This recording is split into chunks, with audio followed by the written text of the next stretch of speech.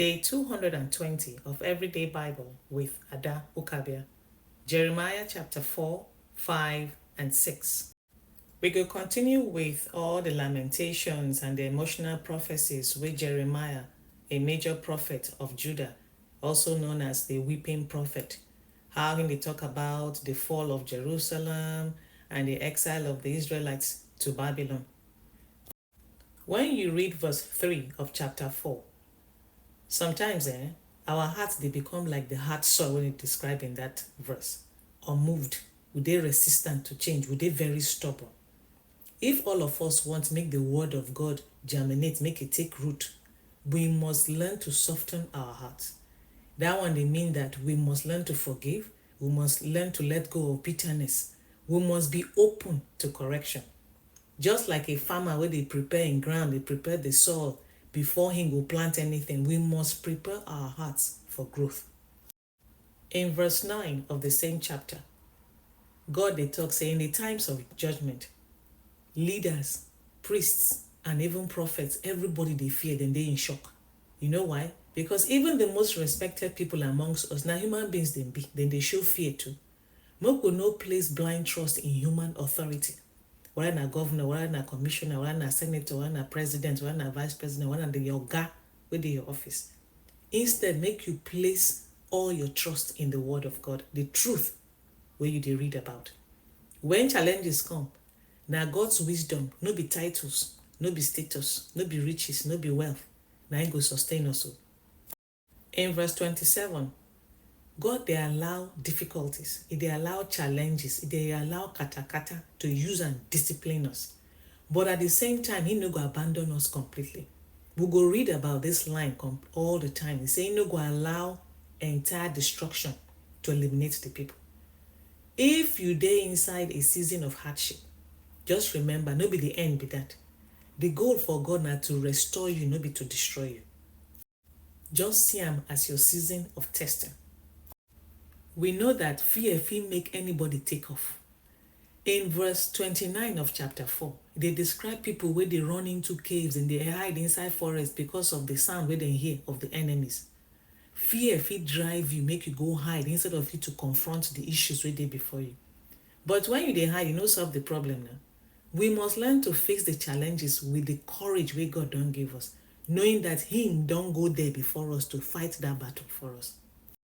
And just like wetin happened during the time of Sodom and Gomorrah, and even during the time of the great flood, God they challenge Jeremiah and say, make you go look for one honest and truth-seeking person where they Jerusalem. Say if for the sake of that person, he no go destroy the land. Integrity, they very rare, but they very precious. Make you be the one in your house, in your workplace, where they your community, where they that organization, where they always stand for truth.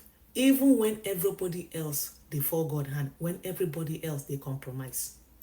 In verse 6 of chapter 5, they use animals as a metaphor for the destruction where they come upon the people who don't reject God. When you ignore the guidance where God they give you, it go leave you unprotected. You go there vulnerable to all the dangers of life where go come against you. And just like sheep, when no get shepherd, you go become easy target. In verse 15 of that same chapter 5, God they warning people of the foreigners, the foreign nation who will come against them, that nation, they go to speak language where they don't understand. In life, sometimes it go throw challenges where they unfamiliar to you, where go they intimidate you. Instead of you make you they panic, it better make you lean onto God, the wisdom of God. He go equip you, he go help you, go give you that GPS where you need to navigate that land of the unknown, that unknown where they come against you.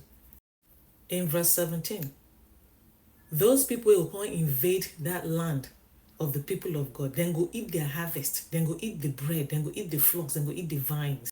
Now poor spiritual choices, now they cause wastage of the hard work where people don't put in. You better make you protect your blessings by staying in line with the will of God. No let carelessness take away waiting you don't build with your hard sweat. No let your work or your labor be in vain. When the people decide to serve idols, serve foreign gods, and forget about God, then go live a life of bondage, as we swear for verse 19. Bondage fit be fear, it fit be addiction, it fit be destructive habits. But when you remember the work of God, it will keep us free from that bondage where we want to carry ourselves into. In verse 9 of the last chapter for today's session, God they warn us, say make we guard our spiritual lives well, because small, if we no guard them, now so it go dey empty us of the strength and the joy wey God don bless us with. Now small sins, small compromises, now they do more damage than even one big mistake where you go do for your life. So I beg, make you carefully protect your harvest before then go pick and clean every branch on your vine. No try to use shallow words wey no hold any substance, wey no get meaning, to dey cover deep wounds. Just like the leaders in verse 14 where they shout peace when they know say peace no dey. True healing, whether na emotional, whether na anything wey dey relational or a concern spiritual, it dey take honesty and time. When God talks say him go put obstacles for the road where the people go pass so that they go stumble in verse 21. Now because those roadblocks in our lives where we dey face sometimes, now the way God want to take get our attention. So instead of us to dey complain, make we pause and ask, wetin God want to use this obstacle, wetin God want to use this roadblock take teach me here. No allow anybody call you the rejected silver, or make you no reach the stage where dem go call you the rejected silver, because you refuse to be refined, you refuse to listen to the word of God. Now through all the heat wey dey this life, na God dey use to purify us. If we decide say we no want to go through this refining process, we go lose the very value wey he intend to give to us at the end. So no waste that fire. Allow the fire of God to reshape you before you go become the rejected silver.